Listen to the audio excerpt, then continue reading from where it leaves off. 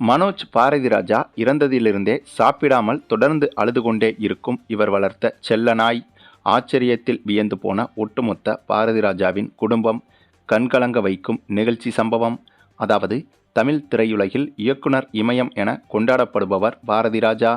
அதுநாள் வரையிலும் பிரம்மாண்ட செட்டுகளுக்குள் முடங்கி கிடந்த தமிழ் சினிமாவை வயல் வெளிகளுக்குள் கொண்டு சென்றவர்தான் பாரதிராஜா. இன்று தனது ஒரே மகனான மனோஜை இழந்து தவிக்கிறார்.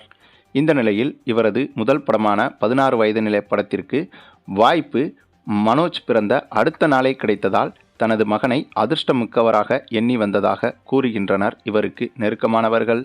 தமிழ் சினிமாவை பாரதிராஜாவுக்கு முன் பாரதிராஜாவுக்கு பின் என பிரித்து விடலாம்.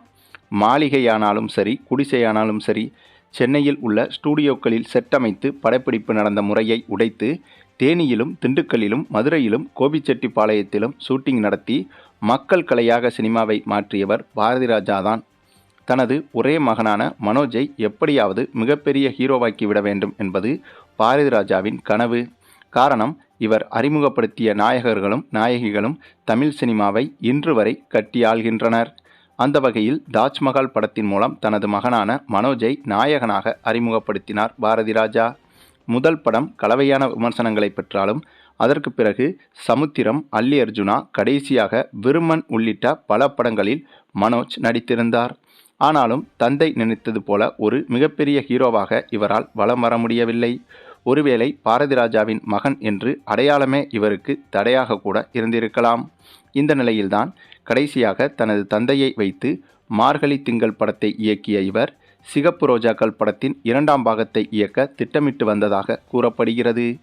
கடந்த சில தினங்களுக்கு முன்பு இவருக்கு இதய அறுவை சிகிச்சை செய்யப்பட்ட நிலையில் திடீரென மாரடைப்பு காரணமாக மரணமடைந்திருக்கிறார். இவரது மரணம் திரை உலகில் பெரும் அதிர்ச்சியை ஏற்படுத்தியிருக்கிறது. தமிழ்நாடு முதலமைச்சர் மு.க. ஸ்டாலின், தமிழக வெற்றிக் கழக தலைவர் விஜய் உள்ளிட்ட அரசியல் தலைவர்களும் சினிமா பிரபலங்களும் மனோஜுக்கு இரங்கல் தெரிவித்ததோடு இவரது தந்தையான பாரதிராஜாவுக்கும் ஆறுதல் கூறி வருகின்றனர். என்னதான் ஆறுதல் கூறினாலும் புத்திர சோகம் அவ்வளவு சீக்கிரம் விட்டுவிடாது. அதேபோல மனோஜின் மனைவி, மகள்கள் போன்றவர்களுக்கும் இது அழிக்க முடியாத சோகமாக மாறியிருக்கிறது. மேலும் மனோஜ் இறந்தது என்பது இப்படியாக ஒட்டுமொத்த குடும்பத்தினரையும் சோகத்தில் ஆழ்த்த, ஆனால் இவர்களை விட மனோஜ் வளர்த்த செல்ல நாய் ஒன்று குடும்பத்தினரை விட சோகமாக இருந்து வருகிறதாம். இவருடைய குடும்பத்தினர் கூட ஓரிரு வேளை சாப்பிட்டு விட்டனர். ஆனால் இந்த நாயோ மனோஜ் இறந்ததிலிருந்து ஒரு சொட்டு தண்ணீர் கூட குடிக்காமல் சோகமாக ஒரே இடத்தில் கண்ணீர் விட்டபடி படுத்து கிடக்கிறதாம்.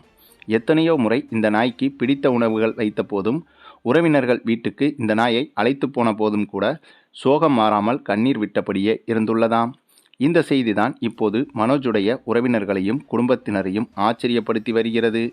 இது குறித்த உங்களுடைய கருத்துக்களையும் கமெண்டில் தெரிவிங்க.